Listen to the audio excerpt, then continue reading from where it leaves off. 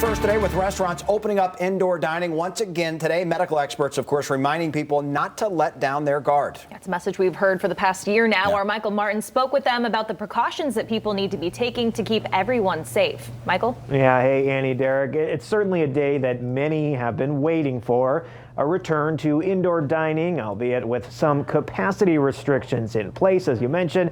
And the health professionals I spoke to today believe this is a step in the right direction, but they ask everyone to be smart when you're dining in, stick with members of your household, and continue to mask up and regularly wash your hands.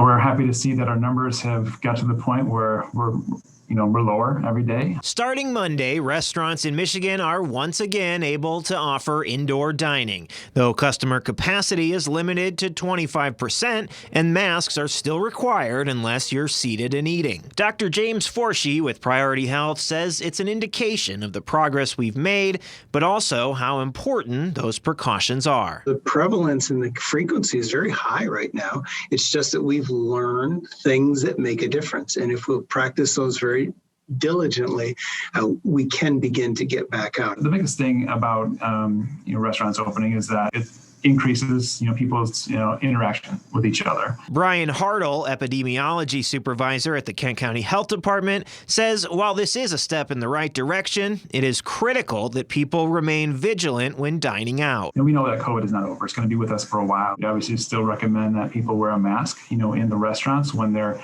in common spaces, right? If they're going to the bathroom or in the lobbies, in those areas, pay attention to hand hygiene. And Hartle says to still be careful about who we're dining with. Safest bet when you're going to a restaurant is to go out with members of your own household. Part of we can take care of ourselves and we can take care of our families, but we also have some community responsibility there as well. If we continue to follow health guidelines, medical experts believe that restrictions too will continue to be relaxed. We've been able to get things to settle down a little bit in terms of our infectious rate, in terms of spreading of the disease.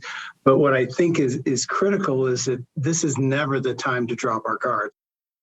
Yeah, and Hartle says the one thing that gives him pause about our general direction in fighting COVID right now is that new strain that was recently identified on the east side of the state. Says the health department will keep a close eye on how that progresses, but that with the right precautions in place, we can still return to indoor dining safely. For now, though, live in the newsroom, Michael Martin, Fox 17 News. All right, Michael, some good things to keep in mind. Thank you.